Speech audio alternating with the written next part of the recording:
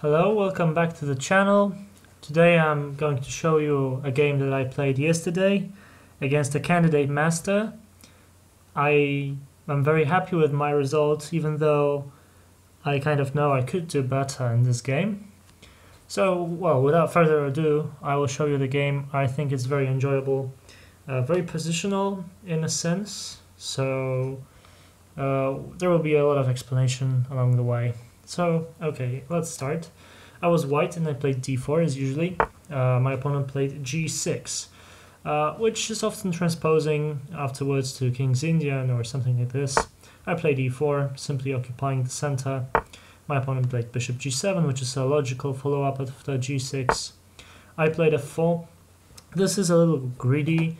I am completely taking over the center on all possible squares. This is maybe a little bit over aggressive, but my opponent, I don't think he did take advantage of that.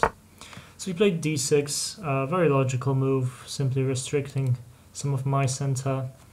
I played knight f3, simple development, and I was hoping that he will play knight f6, and then after knight c3 we actually transpose into the so-called Austrian attack of the Pirc defense.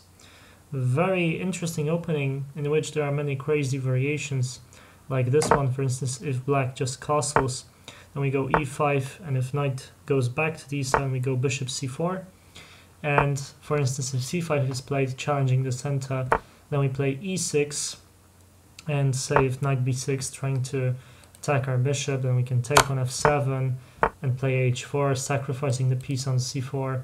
This is a very entertaining line. Of course, it is not the only way that black can play, but I would be very happy to go into this. But unfortunately, in this position, my opponent did not play knight f6. He played a c5, immediately challenging my center.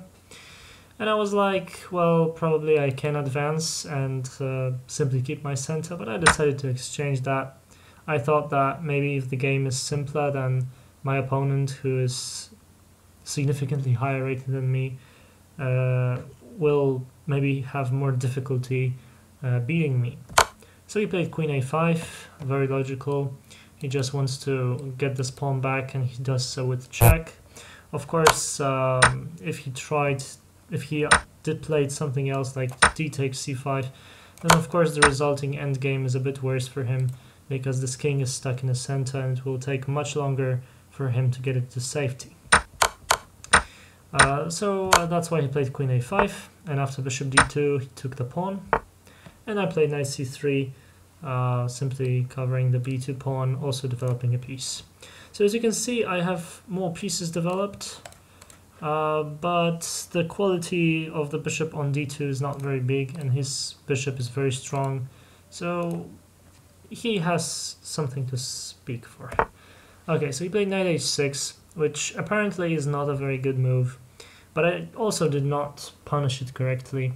Well, the basic idea is that, well, he's controlling this diagonal, so he might one day come here to g4 and to f2 and immediately threaten something. He was maybe also a bit afraid of developing the knight to f6 to it, where it could be kicked with e5 in some variations, but what he should have played was actually knight f6. This was the best move in the position. He played knight h6 instead. I simply played h6, taking away the g4 square both from the knight and possibly the bishop. Oh, sorry. So yeah, I think actually h3 move is kind of good. He castled. I went to bishop d3. I went bishop d3 immediately because I wanted to put my queen on e2, because I know I cannot really castle kingside, so I will have to castle queenside. But if I do so, well, to do so I need to move my queen, and I don't want to move it and block my bishop. So that's why I developed my bishop first. My opponent played f5, challenging my center. Now it's a bit in sort of a Dutch defense with this f5 move, but I don't think it's particularly strong. I just kept on developing, reinforced this pawn, prepared castling queenside.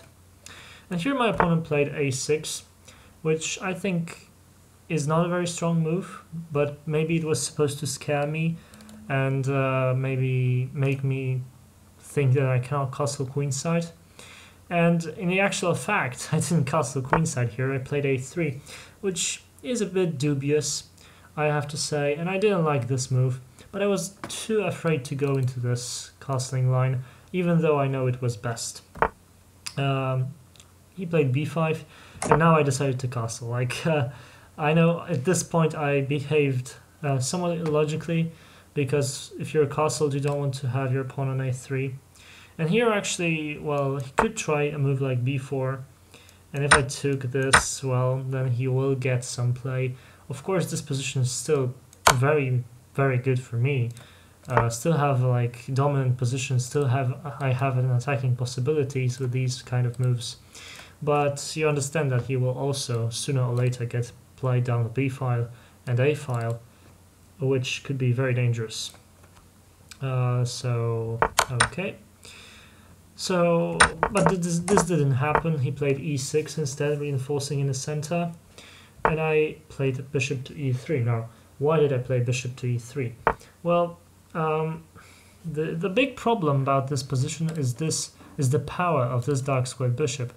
It really is a powerful attacker, and will definitely help with this pawn storm that he may prepare. And on the other hand, my dark square bishop is absolutely terrible. It does not do anything. It actually blocks. My bishop, my rook, sorry, from playing. So that's why I would love to exchange these bishops, and I can do so very easily just by playing bishop to e3 first, kicking the queen away from the active post. It has to go back to c7, and then I go bishop d4, exchanging the bishops. Of course, he may try to block it, but this is not the best move, because on one hand I have knight to d5, but the move suggested by the engine is actually f takes e5, and if pawn takes back, then knight d5, attacking the queen, and if the queen comes to d6, still protecting the pawn, then actually bishop c3, and you see that we have a tremendous pressure on this pawn here, which will not be easy to handle. If you, for instance, place knight c6, then we go knight b6, attacking the rook. If the rook, say, goes to a7, then actually bishop to c4 is extremely strong, because if he takes, then a rook takes d6. So you see that this weakness of the queen's position would be fatal. But he didn't play e5. He understood that he shouldn't really do that. He just developed the knight to c6, attacking the bishop. Certainly I exchanged the bishops, and he made a dubious decision by taking with the queen. I think taking with the king would be much better, because I wouldn't have such a strong follow-up as I had then. He played queen takes, and I immediately took on f5. Now I'm just opening the central lines towards his weak pawns in the center. Well, here if he also didn't follow up correctly, should have taken with the e-pawn, after which this position is still very unclear, and I can win a pawn in this way. Bishop to c4 check. So okay, if he just moves the king, then well, he's actually losing this pawn, and still if he takes this, I take the knight, and of course if he takes the bishop, I take back with the queen with check, winning the knight back.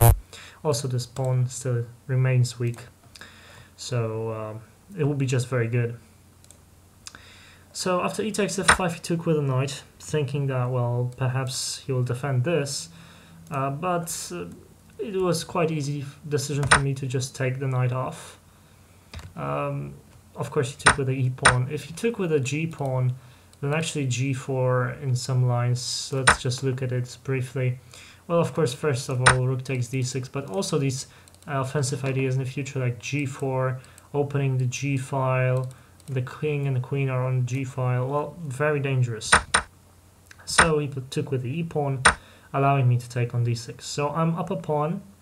At this point, I think I stand very well. He has to go to a5 with a knight, Now, well, I thought to myself, well, I definitely have the advantage here, but it will, his position is still kind of very aggressive. He can push these pawns.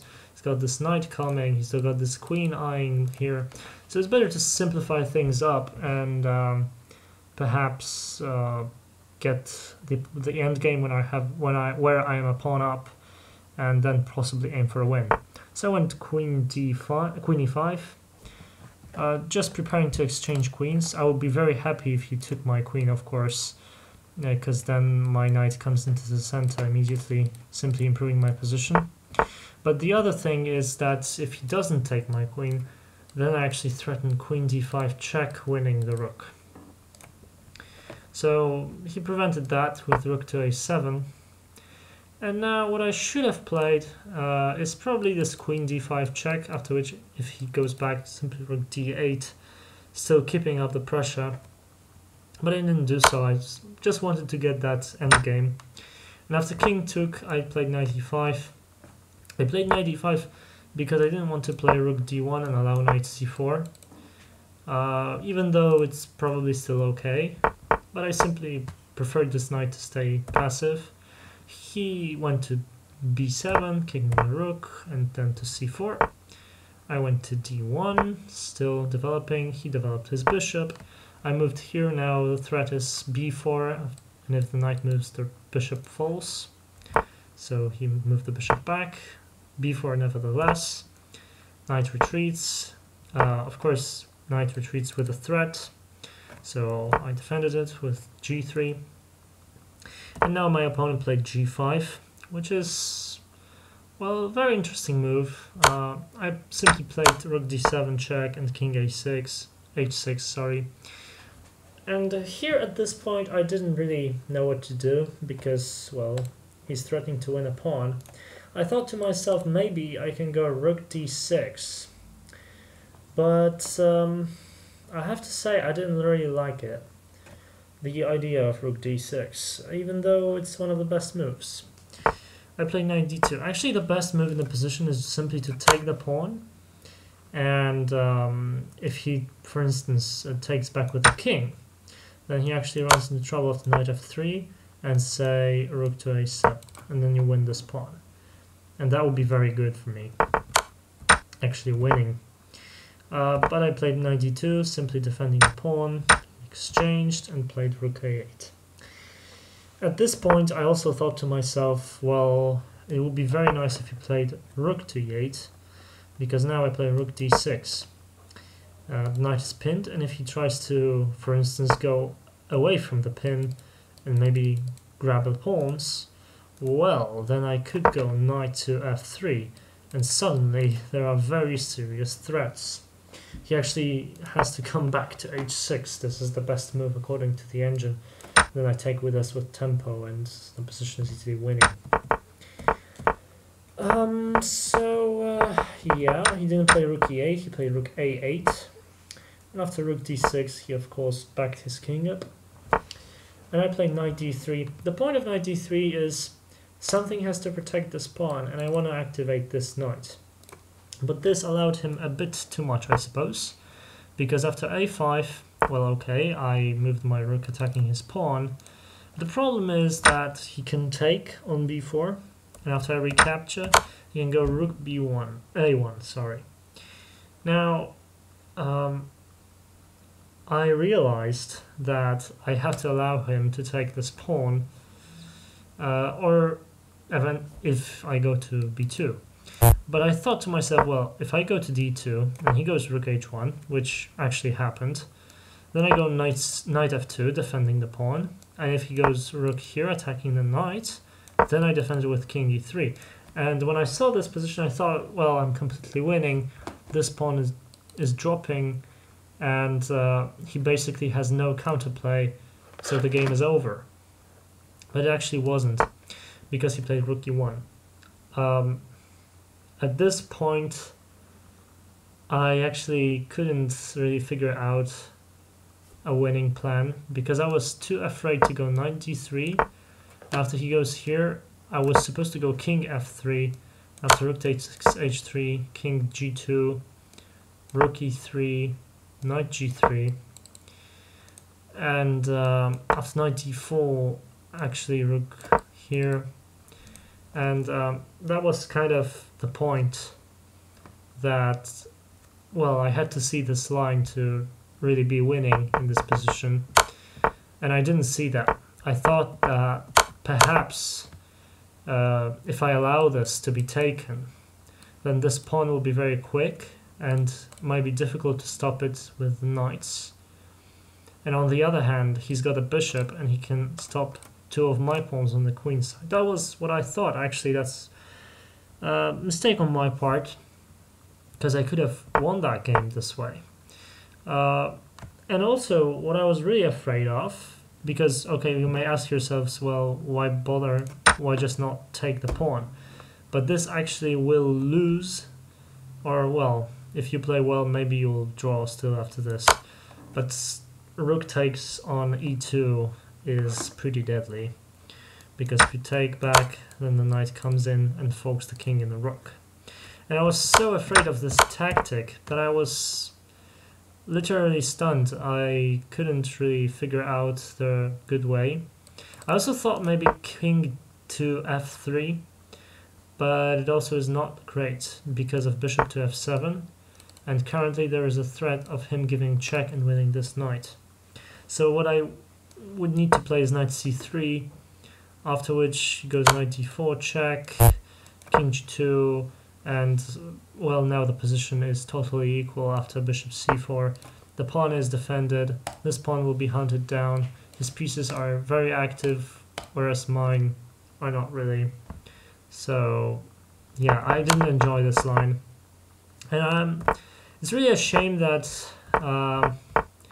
that I couldn't find this knight to d3, giving up a pawn, and then this follow-up. So that you bring the king here, so it will stop the pawn from advancing, and then you can easily pick up the pawn afterwards, after knight g3. So this pawn is dropping. Well, generally this position is, well, if he tries to defend, as I said, just rook d6 will be winning. So I think from this game we all can draw the lessons that we should really try to investigate through the end games, especially when we have this little advantage and we're not sure whether we can convert it or not. Because, well, I could actually win this game if I saw that line, but I was too afraid of this one. And maybe also another lesson that I should draw out of this game is that I really shouldn't be afraid of stronger opponents, because the titles is not what matters. The title of the Candidate Master maybe scared me a little bit, and actually maybe provoked me to simply offer a draw, because it was still satisfying to say that I drew with against the Candidate Master, which apparently is.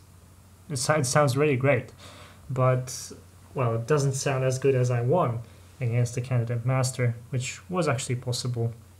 So yeah, I think the game itself was very interesting positionally speaking, because I really kept dominating the center, exploited all of the possible weaknesses that my opponent created, and developed quite flexibly. I think the maneuver that I did here with the bishops that allowed for this exchange was very successful in terms of a longer play, because this bishop was really a source of my problem, and I eliminated it quite, well, supposedly easily. And yeah, I think that you could also learn a lot from this game. If you learned something, don't be shy and write in the comments what did you like the video or not. And thank you. See you in the next video. Bye.